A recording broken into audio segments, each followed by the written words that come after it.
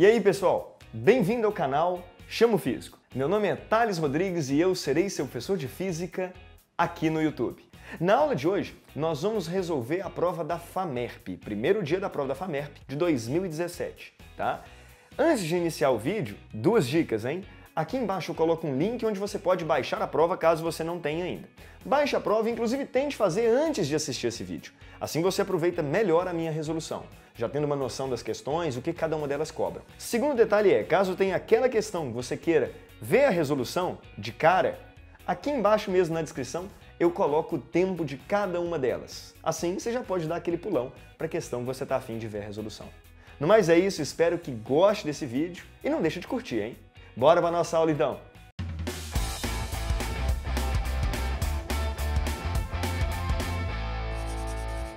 Chamo Físico!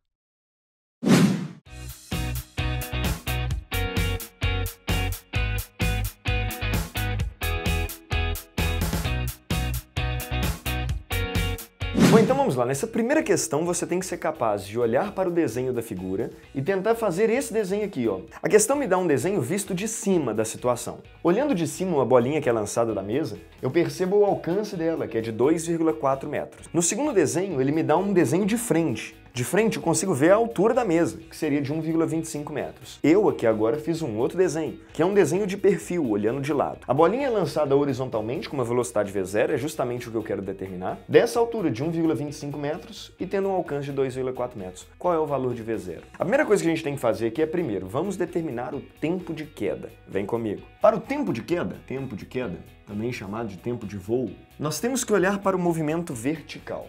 Do movimento vertical, o que eu sei? Eu sei que a aceleração é a da gravidade, eu sei que a altura é de 1,25 metros, e eu sei também que a velocidade inicial é zero. Thales, como assim é zero? Você falou que tem o V0. Mas cuidado, V0 é uma velocidade horizontal.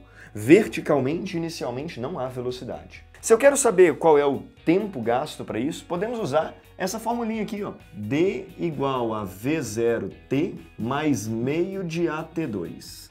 Porém, veja bem, a velocidade inicial na vertical vale zero. A distância percorrida na vertical é a altura de 1,25 metros. Tem que ser igual a meio da aceleração, que é a da gravidade, 10 metros por segundo ao quadrado, vezes o tempo que ele ficou no ar ao quadrado. Fazendo a continha, ficamos assim, ó, 10 sobre 2 vai dar 5, passa dividindo. T ao quadrado seria 1,25 dividido por 5, que dá 0,25. Tirando a raiz, T, portanto, é igual a 0,5 segundos. 0,5 segundos é o tempo que ele fica no ar. Mas lembrando, não é isso que a questão pergunta. A questão pergunta quanto vale o V0, mas repare, V0 é a velocidade horizontal dele, que é constante ao longo do movimento. Afinal de contas, a única aceleração é a da gravidade, que é vertical. Horizontalmente, então, naquele mesmo tempo de 0,5 segundos, ele tem que andar com essa velocidade os 2,4 metros. Qual é a única fórmula que você sabe para o movimento horizontal, que é movimento retilíneo uniforme? Deus vê tudo, D igual a VT. Então vem comigo. Olhando para o alcance, então, ó, olhando o movimento vertical, temos distância percorrida é igual a V0 vezes o tempo que ele ficou no ar. A distância percorrida aqui, cuidado, não é mais a altura, eu estou olhando para o movimento horizontal, é o alcance, 2,4 metros. 2,4 é igual a velocidade inicial vezes o tempo, que é de 0,5 segundos. Assim, passa o 0,5 dividindo, V0 seria, portanto, 2,4 dividido por 0,5. V0 igual a 4,8 metros por segundo. Pronto, 4,8 metros por segundo seria a velocidade, então, com que essa partícula seria lançada.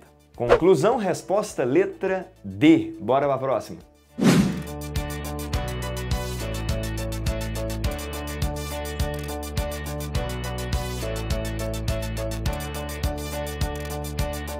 Questãozinha de loop agora para a gente resolver, vem cá. A questão diz que um avião vai passar por um loop de raio 50 metros, beleza?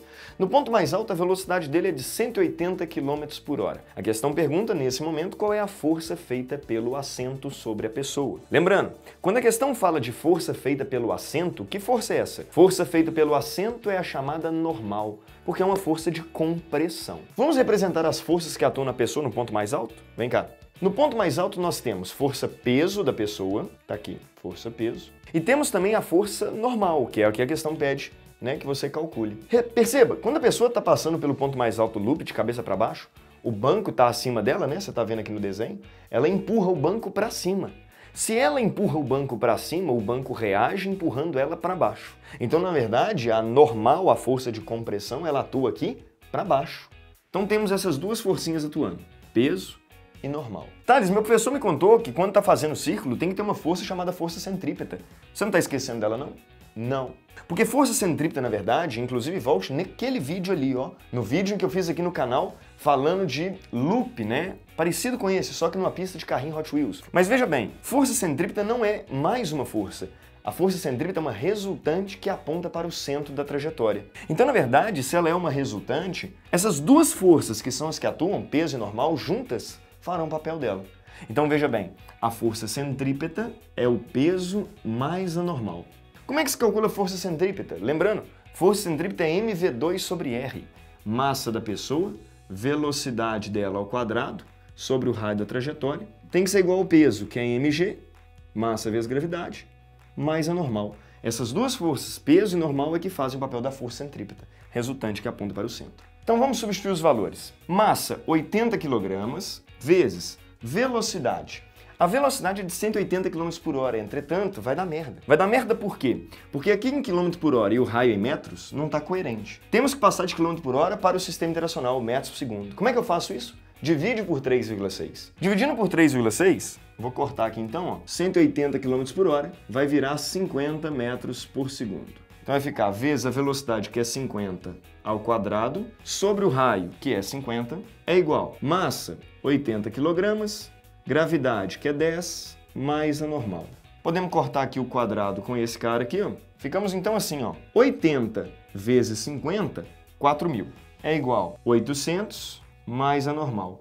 Portanto, a normal é 4.000 menos 800, ou seja, a normal é, portanto, igual a 3.200 newtons. Essa é a força que o banco faria sobre a pessoa no ponto mais alto. Resposta, então, letra C.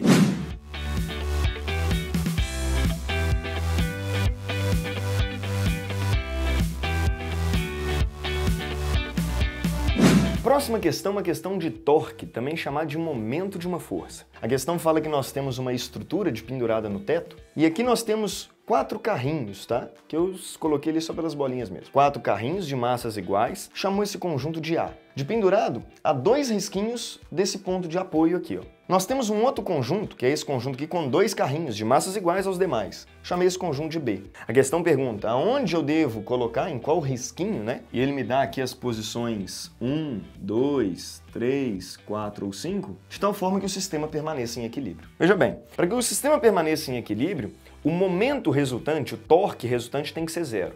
Ou seja, tendências de rotação no sentido horário tem que anular as tendências de rotação no sentido anti-horário. Veja bem, tomando esse ponto aqui como ponto fixo, repare, esse meu conjunto aqui, ó, esse meu conjunto tem 4 pezinhos, então vou chamar de 4P, beleza? 4 pezinhos, são as forças, né, atuando, numa distância que eu vou chamar de 2D. Por que 2D? Eu vou falar que cada risquinho aqui, ó, vale D, tudo bem? São igualmente espaçados. Tá? Então, qual é o momento que eu tenho desse lado aqui? O momento que eu tenho desse lado seria, lembrando, momento é a força vezes o tamanho do braço, né, da distância. Tá? No caso, o momento que eu tenho desse lado seria força, 4P. Afinal de contas, P é o peso de cada um. 4P é a minha força. Vezes a distância que eu tenho, que é de 2D. Tá aqui, 4P vezes 2D. Só que lembrando, essa galera do lado de cá, em relação a esse ponto, gera uma tendência de rotação nesse sentido aqui, ó, no sentido anti-horário, né?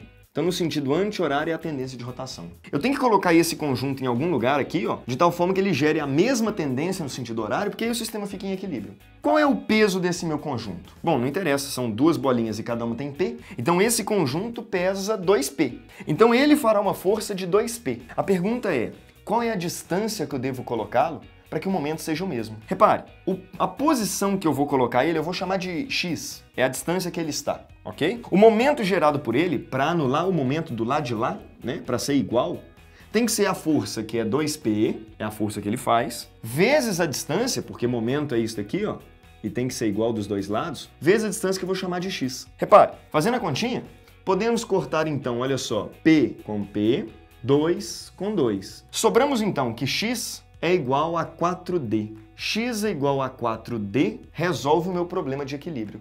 Thales, como assim x é igual a 4D? Lembrando, x é a distância que esse conjunto tem que estar do ponto de apoio aqui, ó, o nosso ponto fixo. Se tem que ser igual a 4D, se eu chamei cada distânciazinha dessa de D, seria D, D, D e D aqui. É aqui que eu tenho que colocar esse conjunto, né, para que o conjunto, de certa forma, equilibre o meu sistema. Então, posição 4 é a nossa resposta. Resposta letra C.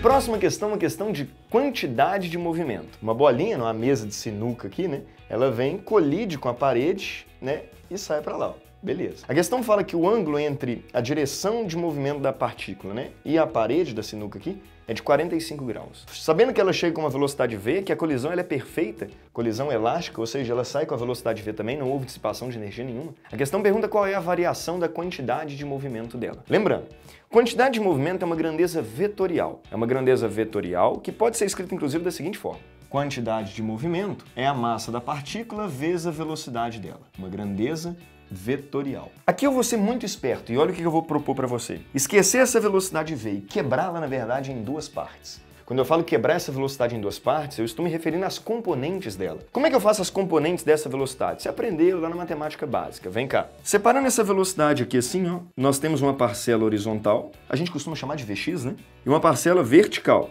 tá aqui chamada de Vy. Maravilha. Repare, se esse ângulo é 45 graus e aqui é 90, esse ângulo de 45 graus também tá aqui, ó. Como é que eu faço para encontrar o cateto oposto a esse cara aqui, ó? Bom, na verdade, você já percebeu que isso daqui é um quadrado, né? É um quadrado porque o ângulo é 45, aqui 90, 45, aqui é um triângulo isósceles, os lados são iguais. Se isso daqui é um quadrado, veja bem, o que seria o Vx? Vx é igual ao Vy, vamos colocar aqui, ó. Vx é igual ao Vy, que vale, na verdade, a minha velocidade, que eu chamei de v, vezes o seno ou o cosseno de 45, como você preferir. Seno ou cosseno de 45, tanto faz, né? Ele é igual. Raiz de 2 sobre 2. Então pronto. Esse é o valor da minha componente, tanto horizontal quanto vertical. Mas o que eu quero que você viaje comigo aqui é o seguinte, olha só. Quando ela colidir, tá aqui, ó. Depois da colisão. Vamos fazer a mesma coisa? Vamos quebrar essa velocidade em duas. Quebrando a velocidade em duas, nós teremos uma parcela aqui, Vx, e uma parcela aqui, ó, Vy, tá aqui, Vx e Vy. Você concorda comigo que, na verdade, nesse problema, quando eu levar esse ângulo de 45 graus para cá, ó, a conta é a mesma, né? Vx e Vy continuam sendo iguais, porque é um quadrado, tá? Triângulo isósceles aqui, ó, e com os mesmos valores que eles tinham antes, né? O Vy, repare, ele não mudou em nada, né? O Vy ele veio aqui, colidiu e continuou aqui, ó. Olha ele aqui. Já o Vx teve uma pequena mudança, não em valor, não no módulo, mas na direção, olha só. Ele vinha apontando para lá, depois quando ele bate aqui, repare, ele inverte o seu sentido e sai para cá, ó. Então, o Vx inverte o seu sentido. Aonde eu quero chegar? A quantidade de movimento, eu não preciso pensar na quantidade de movimento resultante. Eu posso pensar nela separada, da mesma forma que eu fiz as velocidades separadas. Vy, como não mudou em nada, a quantidade de movimento associada a ele também não mudou. Então, toda a variação de quantidade de movimento que existia nesse problema é com relação ao Vx. Qual era a quantidade de movimento do Vx antes? Bom, a quantidade de movimento do Vx antes, veja bem, vamos colocar aqui, ó, variação da quantidade de movimento. A variação da quantidade de movimento é apenas a variação da quantidade de movimento em x. Variação da quantidade de movimento em x, final menos o inicial, né? Vamos falar que o inicial, olha só, tem esse cara aqui, ó. Como ele está contrário, eu vou chamar de menos Vx, ok? A quantidade de movimento final, então, seria massa vezes velocidade, menos mvx. O menos, só porque eu estou trabalhando essa velocidade no sentido contrário do meu referencial. Variação é final menos o inicial. O que era o inicial? Era a massa vezes a velocidade Vx. Massa vezes a velocidade Vx. Ou seja, a variação da quantidade de movimento, então, que é o que a questão me pede, seria menos mvx menos 2mvx. Ou, simplesmente em módulo, variou 2mvx. Mas isso é óbvio, porque veja bem, eu tinha mvx para lá. O meu mvx para lá, ele vai ter que reduzir todo e aumentar mvx para cá, né?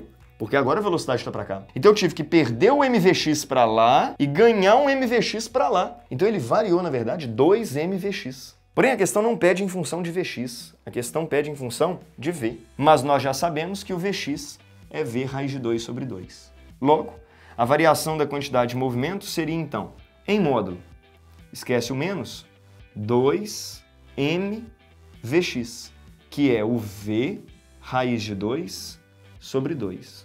Podemos cortar. A variação da quantidade de movimento, então, seria mv raiz de 2. Pronto. Essa é a resposta, então, da nossa questão. Resposta letra A.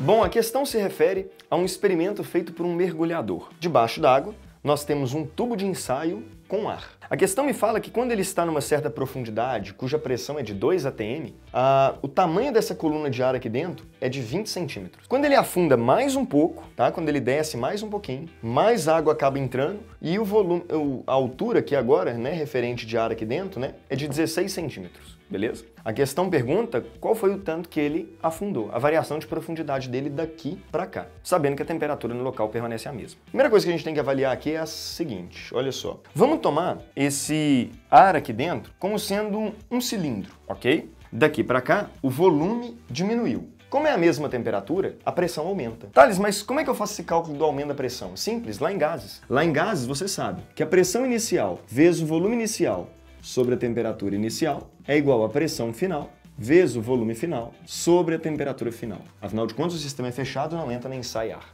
Como a temperatura é a mesma, podemos cortar a temperatura inicial com a final, elas são iguais. Pressão inicial era de 2 atm. Volume inicial, trabalhando isso como sendo um cilindro, o volume seria a área da base vezes a altura, que é 20 centímetros. Vou falar então que é A vezes 20. Tem que ser igual. Pressão final, não sei quanto vale, vezes o volume final, que seria a mesma área da base, A, vezes a altura, que agora é 16. A vezes 16. Podemos cortar aqui A com A, ó. A pressão final, portanto, seria 2 vezes 20, 40, dividido por 16. 40 dividido por 16, 2,5 atm. 2,5 atm é a pressão, então, nesse momento. Então vamos colocar aqui, ó, 2,5 atm. Repare, a pressão mudou quanto, então? A pressão saiu de 2 e foi para 2,5 atm. Ela aumentou 0,5 atm. Bom, então, nesse momento, a pressão é 0,5 atm maior. A questão me dá uma informação que é muito interessante. No caso da água, e é legal até que você tenha decorado isso, que no caso da água, a cada 10 metros que você vai abaixando, a pressão vai aumentando 1 atm. Então veja bem, se a cada 10 metros o aumento de pressão é de 1 atm, no caso, o aumento de pressão foi de meio atm. Meio atm, tá fácil, né? Metade da altura, 5 metros. Então 5 metros foi o tanto que ele abaixou, então, nesse experimento. Resposta, portanto, letra D de dado.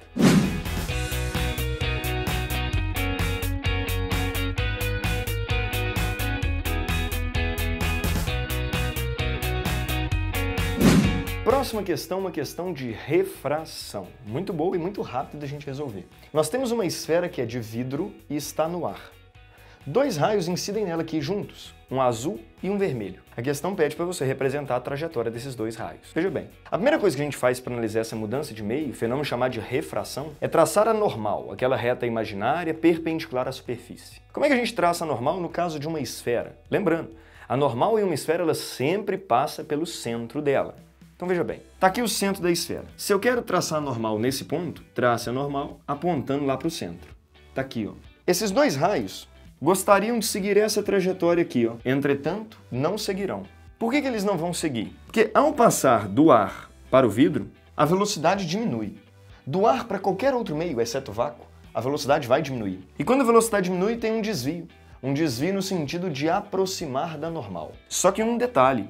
Esse desvio ele não é igual para todas as cores. É importante você saiba que azul, violeta, sofrem refrações mais intensas. E na hora de aproximar, aproximam mais do que o vermelho. Então veja bem, os 2 raios estavam vindo aqui, ó. Aproximar da normal é ficar coladinho nela, é quebrar para baixo. Só que o azul faz isso de uma forma mais intensa. Então veja bem, o azul vai aproximar mais do que o vermelho, que também vai aproximar, mas vai aproximar menos. Pronto.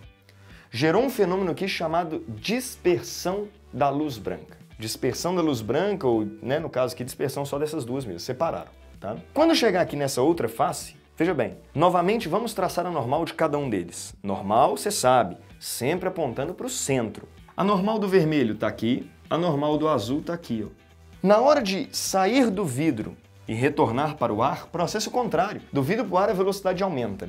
Velocidade aumenta e esses dois raios sofrerão desvios. Só que enquanto para entrar era aproximando, agora para sair é afastando da normal.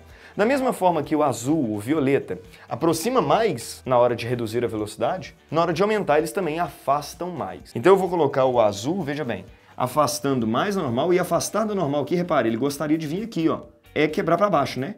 Então ele afasta mais da normal do que o vermelho, que também afasta, porém afasta menos. Então mais ou menos essa daí seria a trajetória desses dois raios, beleza? No interior desse material aí maciço de vidro. Resposta, portanto, letra B de bola.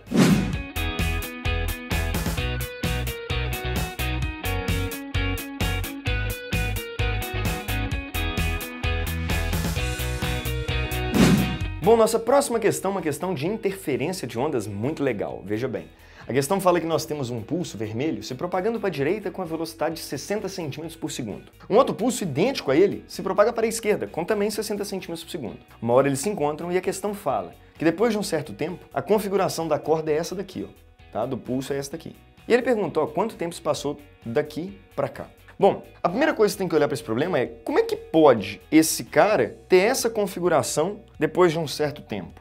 Ou seja, como é que é possível nessa região aqui, por exemplo, não ter oscilação? Bom, você tem que ser um pouquinho esperto e perceber que se nesse meiuca aqui não tem oscilação, é porque possivelmente ali aconteceu uma interferência destrutiva e as ondas se anularam. Quando um vai passar pelo outro, quando a figura vai passar pelo outro, veja bem, esse cara aqui vai sobrepor num primeiro momento esse cara aqui, né? Repare, quando eles estiverem aqui assim, ó, a interferência entre eles é destrutiva. Um quer jogar para cima, o outro quer jogar para baixo, não joga nem para cima nem para baixo. Então, na verdade, o que é legal é que você perceba que, para essa figura acontecer, se eu fosse enxergar cada um dos dois pulsos ali, o que eu teria?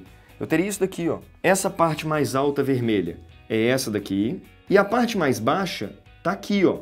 Porém, veja bem, a parte mais alta da azul deslocou para o lado e tá aqui anulando ela, por isso que ficou reto. E essa parte mais baixa da azul continua aqui, ó, é o que você tá vendo. Então pronto. Essa é a configuração dos dois pulsos. Um andou para lá, o outro andou para cá. Agora, quanto que cada um dos pulsos andaram? Bom, tome um ponto como referência, sei lá. Pega o início desse. O início desse passou daqui, ó, e veio para cá, né? Então ele andou, na verdade, essa distância aqui, ó. Se você voltar na figura, você vai ver que essa distância representa 6 quadradinhos. E a questão me fala que cada quadradinho tem 60 centímetros, ó, tem 10 centímetros. Então, se são 6 quadradinhos com 10 centímetros, a distância percorrida por eles é de 60 centímetros. Tá fácil, né? D igual a VT.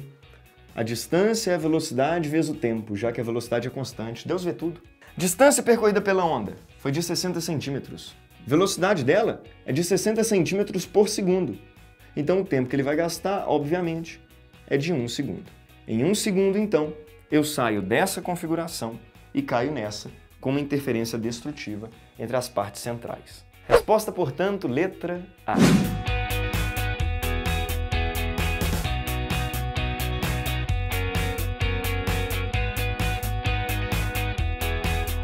Próxima questão é uma questão de campo elétrico. Veja bem, a questão fala que nós temos 4 cargas dispostas no vértice de um quadrado. Positiva, positiva, negativa e negativa.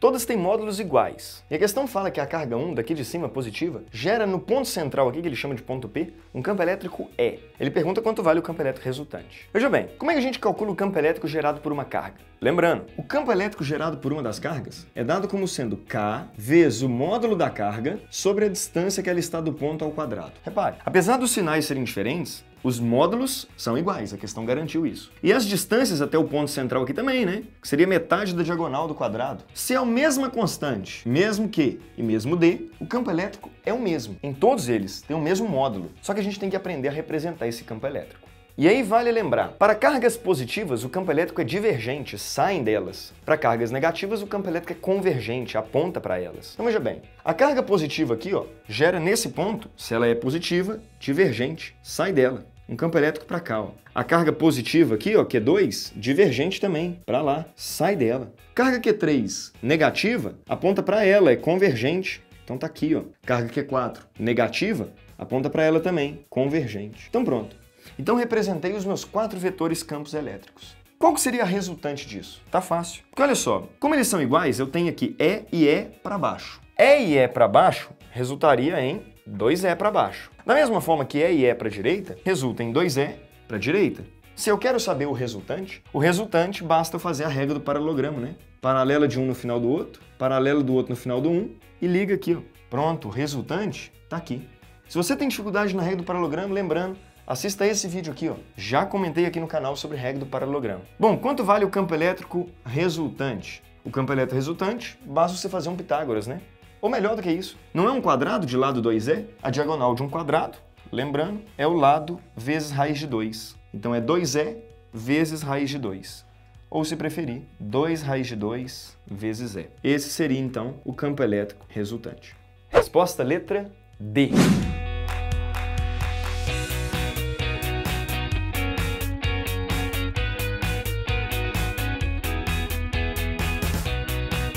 Questão de circuitos elétricos agora para a gente resolver na prova. A questão fala que nós temos 2 faróis aqui, ó, cuja especificação é essa, 12 volts, 60 watts. Thales, quando você diz especificação, o que significa isso? Significa que se você ligá-lo em 12 volts, ou seja, gerar nele uma diferença de potencial de 12 volts, ele vai brilhar com uma potência de 60 watts. Ele vai dissipar 60 joules por segundo. É isso que indica, então, a especificação de um farol. A questão me dá um circuito elétrico, uma bateria de 12 volts. Aqui é um fusível, aquele dispositivo de segurança que, quando excede a corrente elétrica, ele derrete para abrir o circuito elétrico, né? Temos uma chavezinha, que eu vou fechar, tá? Então nós vamos fechar essa chavezinha aqui, ó. E os 2 faróis, um aqui e outro aqui. A questão tenta complicar, mas o bom aluno ele tem que ser capaz de olhar para esse desenho e perceber que o farol 1 e o farol 2 estão ligados em paralelo. Por que em paralelo? Porque veja bem, vamos falar que aqui o potencial vale 0 volts e o potencial aqui vale 12. De tal forma então que a diferença entre eles vale 12, é o que está escrito lá na bateria. 12 volts daqui para cá não perdeu nada, veja bem, porque não tem resistor algum. Aqui, ó, nesse nó, é 12 volts. É onde vai ter a bifurcação, é onde vai separar. 12 volts aqui também, já que não teve queda alguma. 12 volts aqui também, ó. Já o zero aqui, repare, ele vai vir aqui, ó. 0 volts, 0 volts. O que eu quero te mostrar, na verdade, é o seguinte. A diferença de potencial nessa lâmpada, veja bem, é de 12 para 0. 12. Nessa lâmpada é de 12 para 0 também. 12. A diferença de potencial é a mesma, o que caracteriza uma associação em paralelo. Elas estão ligadas em paralelo, até porque compartilham desses 2 nós aqui, ó, uma bifurcação. Bom, se cada uma das lâmpadas estão ligadas em 12 volts, elas estão conforme a especificação. 12 volts, a potência de cada uma delas é de 60 watts. Se a potência de cada uma delas é de 60 watts, juntas, elas têm uma potência de 60 com 60, 120 watts. 120 watts é a potência dissipada pelas duas juntas. Pensa nisso aqui como se fosse uma coisa só. Uma coisa de potência 120 watts. A diferença de potencial nessa coisa? 12 volts, que é a da bateria. Qual é a corrente que passaria por ali então? Vou descobrir aqui a corrente total. Para fazer essa conta, eu vou pensar então o seguinte. A potência total do meu circuito é igual à diferença de potencial da fonte vezes a corrente total do circuito. É aquela corrente que passa pela fonte, pela bateria. P igual a VI, tá aí. Potência total, 60 watts dessa, 60 watts dessa, já que estão na especificação, 120 watts. Diferença de potencial da fonte, 12 volts, vezes a corrente total, é a corrente que passa na fonte. Corrente é essa então que é de 10 amperes. 10 amperes é a corrente total. Corrente que passa daqui, ó, saindo do positivo e indo para o negativo, 10 amperes. A questão pergunta qual é o limite mínimo de corrente que o fusível tem que deixar passar. Ora, se no problema eu preciso de 10 amperes, se o fusível desarmar com menos do que isso, complicou, né? Porque com 10 amperes ele vai desarmar. E aí não é interessante para o meu circuito. Então eu preciso de um fusível que deixe passar pelo menos os 10 amperes que eu necessito no circuito elétrico. Entretanto, quando você olha para as opções de resposta, não temos 10 amperes. Menos do que isso, igual eu falei, é um problema, porque 10 amperes é o que vai rolar. Se ele deixar passar só até 8, Com 10 ele desarma. Então eu preciso, na verdade, para não correr o risco muito grande, do primeiro acima de 10 amperes. Dentre as opções da resposta, nós temos 12 e 15. Só que 12 é o mais adequado, afinal de contas eu não posso elevar tanto assim em relação ao que de fato eu preciso, para não correr riscos. Então 12 amperes, letra B, é a nossa resposta.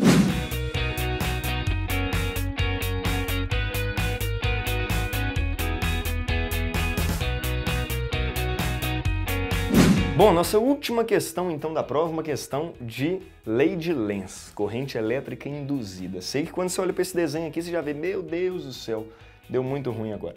Veja bem, nós temos aqui dois ímãs, polo norte e polo sul, tá? E um campo magnético, sabemos, sai do norte e vai para o sul.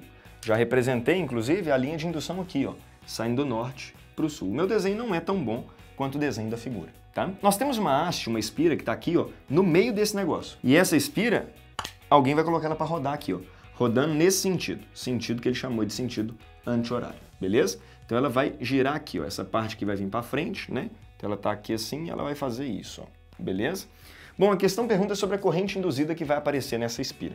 Veja bem, a gente sabe que só tem corrente induzida quando tem variação do fluxo magnético. E a corrente induzida é sempre para contrariar essa variação. Atenção! Quando a espira está nessa posição, existe fluxo magnético?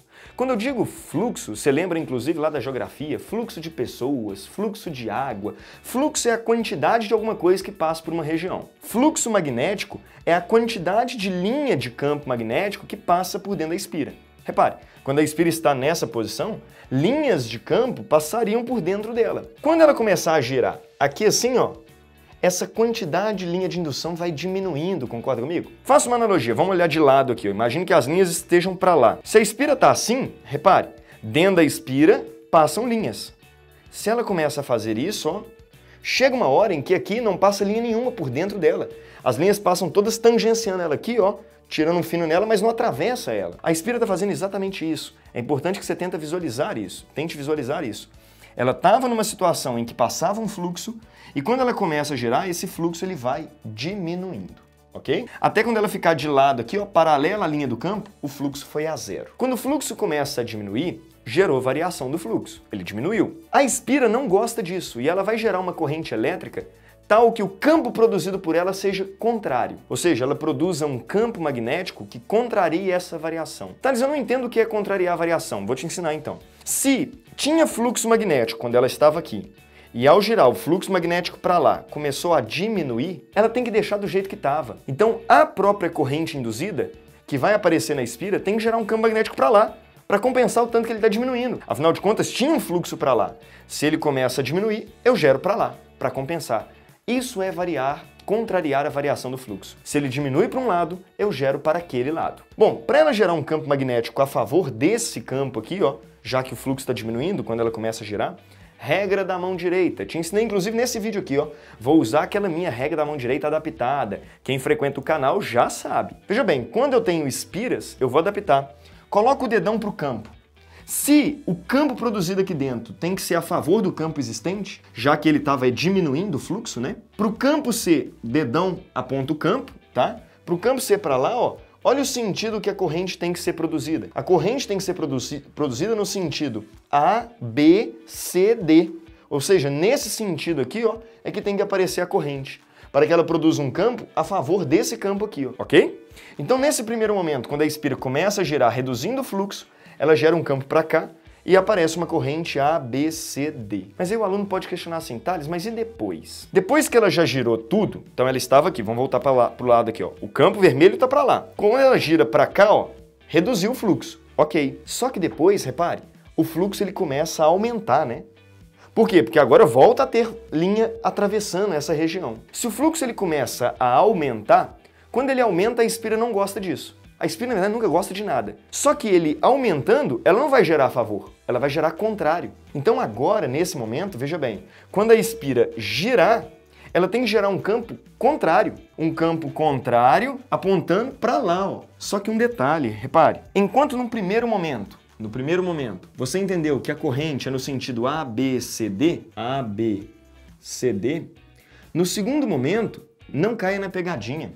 No segundo momento, quando a minha espira gira, veja bem, Quando ela gira, esse ponto A troca com o ponto D, ele vem para cá. Esse ponto B troca com o C, né? Por quê? Porque a espira girou. A espira fez isso daqui, ó. Percebeu que quem era o A agora veio para cá? Então, eles trocaram de lado. E repare, nesse momento, quando ele sai do zero, fluxo, e começa a aumentar o fluxo, vimos então que tem que aparecer um campo contrário, um campo para lá. Faça a regra da mão direita. Campo para lá, olha o sentido que a corrente tinha que ser produzida. A corrente tinha que ser produzida de A para B, para C, para D. Do mesmo jeito. A, B, C, D. O campo trocou de lado, o campo produzido pela corrente induzida. Mas como a espira também trocou o lado, acaba que ficou no 0 a 0. Então, no nosso segundo momento, a corrente também tem que ser ABCD. Na verdade, então, a corrente sempre será ABCD. A resposta, portanto, letra C. Uma questão difícil, eu sei. Uma questão difícil para você visualizar e entender. Nessa prova, acredito que seja a mais difícil. Não sei o que você achou, deixe no comentário aí embaixo. Pessoal, então é isso. Espero que tenha gostado desse vídeo de resolução da FAMERP, tá? Primeiro dia da prova da FAMERP. Não se esqueça de curtir esse vídeo, fortalecer o nosso projeto, se inscrevendo aqui no canal também, hein? Conto com a sua ajuda. Qualquer dúvida que você tiver, deixa no comentário que eu respondo o mais breve possível, já que sua prova já tá aí, né? Uma boa prova e até mais!